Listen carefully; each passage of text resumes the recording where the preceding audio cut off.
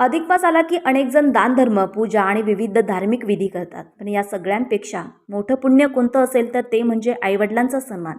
लहानपणी आपण शांत झोपावं म्हणून आई कित्येक रात्री जागी राहिली आणि आपलं भविष्य उज्ज्वल व्हावं म्हणून वडील आयुष्यभर कष्ट करत राहिले.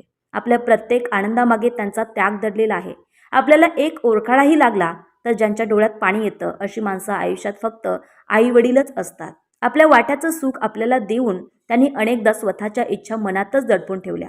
आज आपण जे काही आहोत ते त्यांच्या आशीर्वादामुळे आणि त्यांनी केलेल्या कष्टामुळेच आहोत.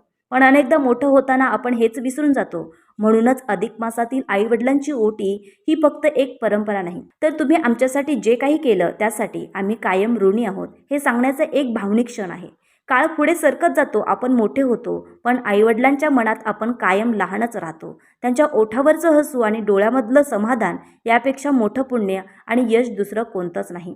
त्यांच्या हातातील सुरकुत्या, चेहऱ्यावर आलेलं वय, डोळ्यामधलं प्रेम पाहिलं की जाणवतं आपल्यासाठी त्यांनी किती काही दिलं आणि बदल्यात कधीच काही मागितलं नाही. आईवडिलांचं प्रेम हे जगातील एकमेव असं प्रेम आहे जे कोणत्याही अटींशिवाय मिळतं.